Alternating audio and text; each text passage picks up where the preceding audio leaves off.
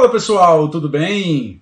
Sejam muito bem-vindos, meus amigos, a mais um encontro aqui da nossa turma, pessoal. Sejam todos muito bem-vindos para nós darmos continuidade ao nosso estudo, e nós vamos dar continuidade ao estudo da temática da improbidade administrativa.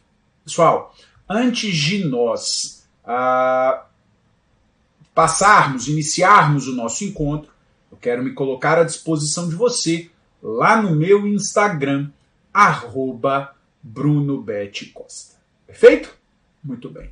Pessoal, vamos dar início e nós vamos estudar este ponto. Nós vamos estudar o ANPC, o Acordo de Não Persecução Civil.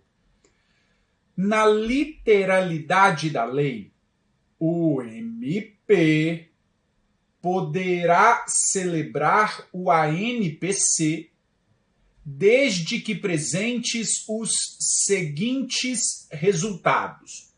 O MP poderá celebrar o ANPC. Só que, como a gente já sabe, hoje é tanto o MP quanto a pessoa jurídica interessada, né? A pessoa jurídica envolvida no ato de improbidade. O ANPC poderá ser celebrado tanto pelo MP quanto pela pessoa jurídica, basicamente a fazenda pública. Desde que presentes esses resultados tenha o integral ressarcimento do dano e a reversão à pessoa jurídica lesada da vantagem indevida obtida, ainda que oriunda de agentes privados. Perfeito? Esses são os dois resultados. Perceba que, como requisitos, nós vamos precisar desses três. Só que veja, o requisito aqui, olha, oitiva do ente federativo lesado, só vai ser um requisito quando celebrado pelo MP. Óbvio, porque quando for o ente federativo lesado, eu não vou ouvi-lo. Quando o ente federativo lesado é quem celebra o ANPC, não há lógica eu ouvi-lo, porque ele já está celebrando. O segundo requisito, aprovação no prazo de até 60 dias pelo órgão do MP competente para apreciar as promoções de arquivamento de inquéritos civis, se anterior ao ajuizamento da ação. Esse requisito, essa oitiva, essa aprovação pelo órgão do MP, vai ser necessário quando o MP ajuizar a ação, quando o MP celebrar o ANPC. Quando for a fazenda pública, não há lógica para ouvir, para aprovar pelo órgão do MP. O MP não vai palpitar quando quem celebrar o ANPC for a própria fazenda pública. E vai precisar, indistintamente, de homologação judicial, independentemente de o acordo ocorrer antes ou depois do ajuizamento da ação de improbidade. Essa homologação é condição de eficácia, perfeito? E, pessoal, nessa homologação judicial, o juiz vai analisar o próprio conteúdo do ajuste. Não há razão para a participação do juiz meramente formal.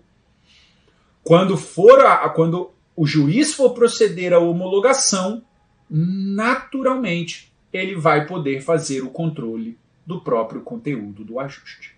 Perfeito? Não é uma análise meramente formal. Bom, vamos lá, pessoal. Como a gente já viu, até por causa dos requisitos, o ANPC pode ser celebrado no curso das investigações, ou seja, antes do ajuizamento da ação, ou no curso da ação de improbidade, ou quando da execução da sentença condenatória, portanto, depois do ajuizamento da ação de improbidade. O ANPC pode ser celebrado antes do curso, antes da ação ou depois. Inclusive, o STJ tem entendimento de que o ANPC pode ser celebrado até em fase recursal. Não tem problema.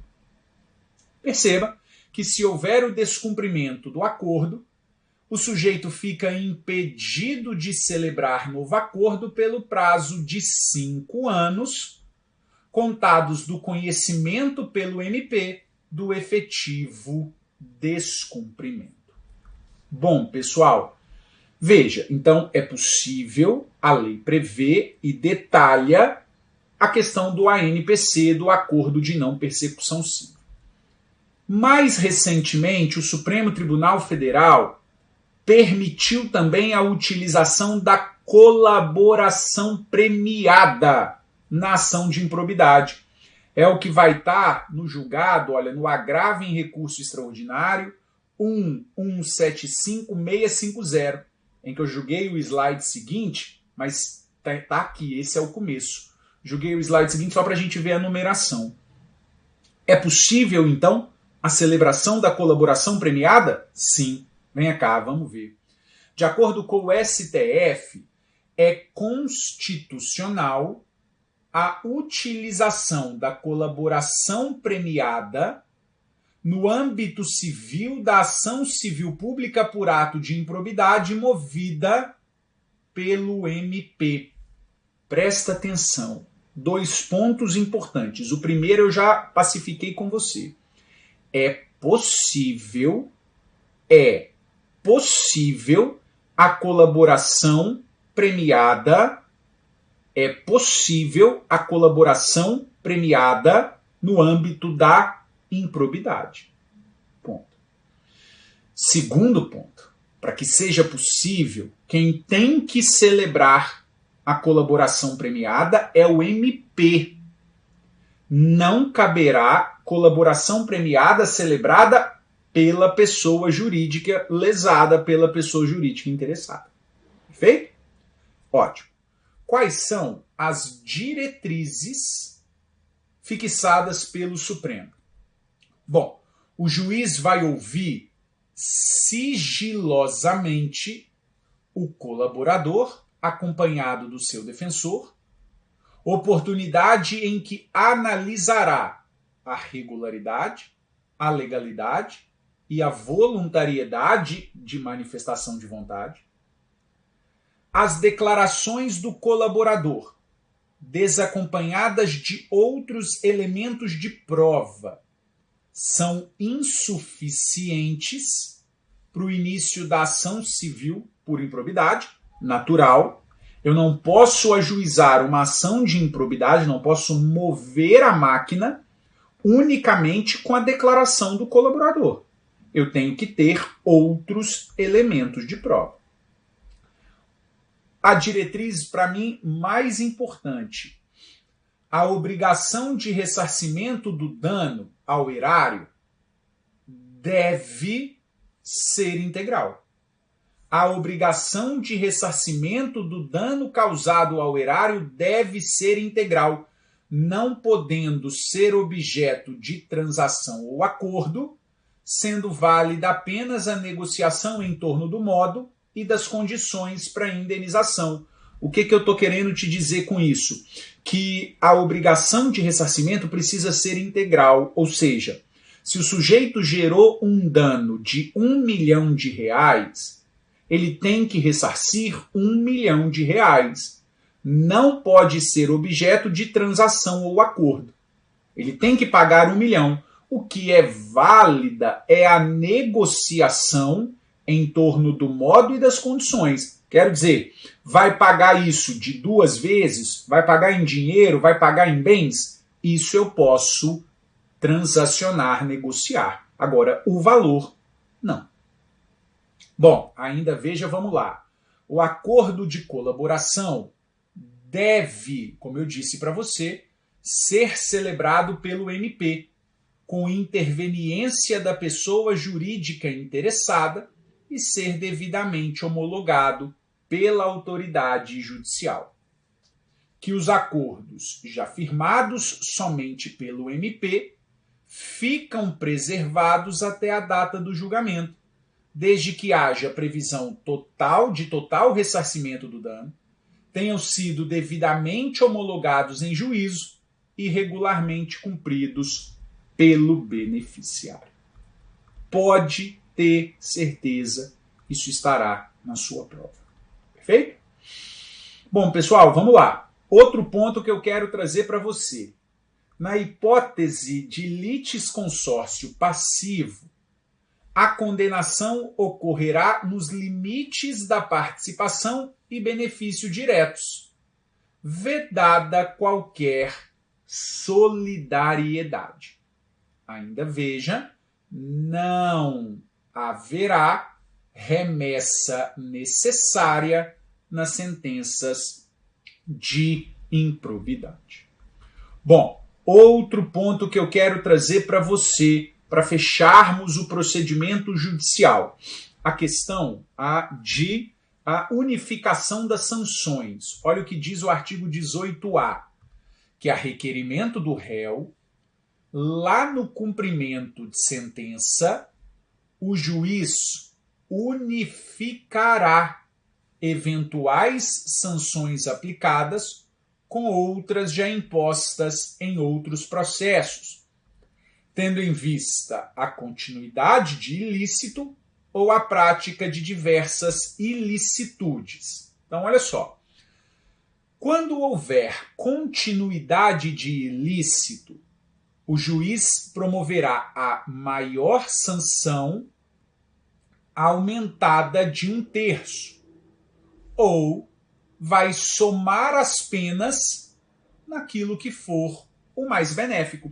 Então, quando a questão narrar para você que há uma continuidade de ilícito, o juiz deve ou pegar a maior sanção e aumentá-la de 1/3, ou pegar todas as penas e somá-las, e ver aquilo que é o mais benéfico para o réu, portanto, aquilo que tem a pena mais baixa. Quando se tratar de prática de novos atos ilícitos pelo mesmo sujeito, o juiz somará as sanções. A suspensão dos direitos políticos e a proibição de contratar ou receber incentivos fiscais ou creditícios vão observar o limite máximo de 20 anos. Perfeito? Pois muito bem. Pessoal, bom, a gente segue e agora a gente entra no tópico da prescrição da improbidade. Aqui é um ponto importante. Por quê? Porque lá na Lei 8.429, na sua redação original, a prescrição era de 5 anos e era de 5 anos contado do término do exercício do mandato, do cargo em comissão. Era a contar do término do exercício. A nova lei aumenta o prazo prescricional de maneira absoluta, mas muda o termo inicial, o que vai provavelmente dificultar muito condenações por improbidade. Possivelmente teremos muitas situações de prescrição. Olha o que diz a lei. Vai prescrever agora em 8 anos, não mais em 5, mas a contar, pessoal, da ocorrência do fato, não é nem da ciência pela autoridade competente. 8 anos da ocorrência do fato. E no caso das infrações permanentes, no dia em que cessar a permanência. Perfeito? Bom, preste atenção pelo seguinte. Vai dizer a lei que a instauração do inquérito civil ou do processo administrativo, essas duas situações suspendem o prazo prescricional. Instaurou inquérito ou o processo administrativo, no âmbito da improbidade haverá a suspensão do prazo prescricional. Não é interrupção com isso, é suspensão. Na improbidade, eu chamo a atenção para isso, na improbidade. Porque em estatutos de servidores, normalmente a instauração do PAD interrompe a prescrição, mas na improbidade é suspensão. Ainda venha cá, veja que suspende o prazo prescricional por no máximo 180 dias corridos, recomeçando a correr após a sua conclusão ou, caso não concluído, esgotado o prazo. O inquérito civil, a conclusão é no prazo de 365 dias corridos, podendo ser prorrogado uma vez por igual período. Encerrado o prazo de 365 dias e não sendo caso de arquivamento do inquérito, a ação precisa ser proposta no prazo de 30 dias. Então, olha só, suspensão da prescrição, instauração de inquérito ou de processo administrativo. Já, por sua vez, haverá a interrupção da prescrição,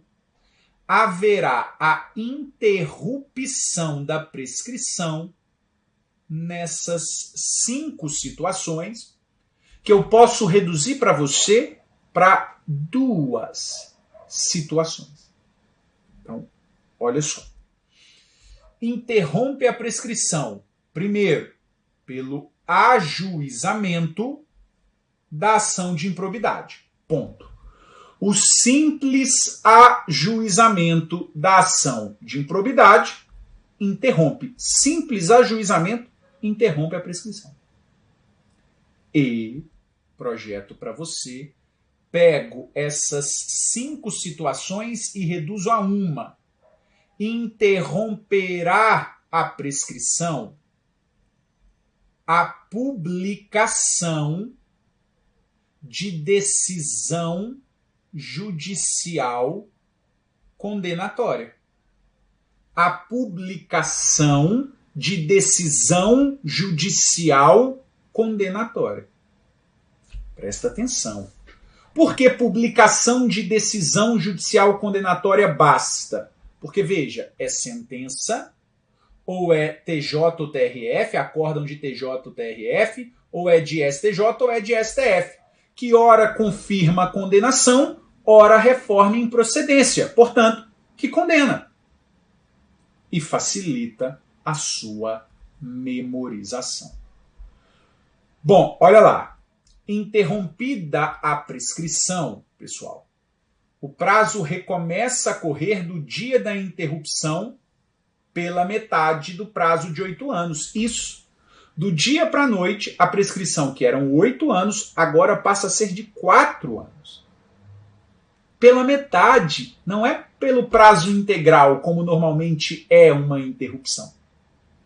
Bom, veja ainda que a suspensão e a interrupção produzem efeitos relativamente a todos os que concorreram para a prática do ato de improbidade, que nos atos de improbidade conexos, que sejam objetos do mesmo processo, estendem-se aos demais a suspensão e a interrupção relativa a qualquer deles, e aí um ponto importante de prescrição intercorrente, que o juiz ou o tribunal, depois de ouvido o MP, deverá, de ofício ou a requerimento, reconhecer a prescrição intercorrente. Caso, pessoal, entre os marcos interruptivos transcorra o prazo de 4 anos, ou seja, nesta situação aqui, ó, caso entre esses marcos interruptivos transcorra o prazo de 4 anos. Então, ajuizou a ação de improbidade, tem que condenar em 4 anos, senão interrompe, senão prescreve. Condenou por sentença, tem que condenar por acórdão em 4 anos. São os marcos interruptivos da prescrição intercorrente. Perfeito? Pois muito bem. Pessoal, pontos relevantes que eu quero trazer para você aqui, para finalizarmos a temática da improbidade. Eu quero conversar com você sobre a indisponibilidade de bens, que vem prevista lá no artigo 16. Bom, o pedido de indisponibilidade poderá ser formulado em caráter antecedente ou incidente, a fim de garantir a integral recomposição do erário ou o acréscimo resultante do enriquecimento ilícito, perfeito? Esses são os casos de viabilidade e de indisponibilidade de bens: enriquecimento ilícito e lesão ao erário. Bom, talvez o ponto mais importante da indisponibilidade de bens, antes dele, né, porque está aqui, é que pode ser formulado independentemente de representação da autoridade junto ao MP. Ok, isso não tem relevância. Mas aqui agora sim. Talvez um dos pontos mais relevantes, se não for o mais relevante. Qual a natureza jurídica da indisponibilidade de bens? Qual a natureza jurídica da indisponibilidade de bens? A indisponibilidade de bens trata-se de uma tutela de urgência. A jurisprudência do STJ entendia que era uma tutela de evidência. Não é mais. Agora é uma tutela de urgência. E por que uma tutela de urgência? Por causa dos requisitos. Tem que ter a demonstração, no caso concreto, do perigo de dano irreparável ou risco ao resultado útil do processo e a probabilidade dos atos descritos na inicial. Esses são requisitos da tutela de urgência. Bom, outro ponto importantíssimo, pessoal, é que a indisponibilidade de bens exige contraditório prévio. Exige contraditório prévio. Vai ser concedida após a oitiva do réu em 5 dias. Só que o contraditório prévio é regra. Porque, veja, a indisponibilidade poderá ser decretada sem a oitiva prévia do réu, sempre que o contraditório prévio puder comprovadamente frustrar a efetividade da medida ou haja outras circunstâncias que recomendem a proteção liminar, não podendo a urgência ser presumida. Havendo mais de um réu, a somatória dos valores declarados indisponíveis não poderá superar o montante indicado na inicial como dano ao erário ou enriquecimento ilícito. Não poderá superar. Ainda veja que o valor da indisponibilidade levará em conta a estimativa do dano indicado na inicial, permitindo-se sua substituição por caução idônea, fiança bancária ou seguro-garantia judicial, bem como a readequação. Veja, é mutável a indisponibilidade de bens. Não há uma imutabilidade. Não há. É possível substituir por um outro meio que gere a segurança para o ressarcimento ao erário ou do acréscimo resultante da atividade ilícita. Bom, veja ainda que a indisponibilidade de bens de terceiro depende da demonstração de sua efetiva concorrência para os atos ilícitos apurados e, quando se tratar de pessoa jurídica, depende do incidente de desconsideração da personalidade jurídica. E que é possível que recaia sobre bens e contas mantidas no exterior. Ainda veja que da decisão que defere ou indefere a indisponibilidade cabe agravo de instrumento. Aqui um dos pontos mais importantes, porque preste atenção, a jurisprudência do STJ permitia a indisponibilidade de bens sobre tantos bens quanto sejam necessários para o ressarcimento, tantos bens quanto sejam necessários para o ressarcimento ao erário, tantos bens quanto sejam necessários, inclusive os adquiridos antes da prática do ato ilícito, e também permitia a indisponibilidade de bens para que houvesse o pagamento da multa, a pena de multa. Permitia tudo isso.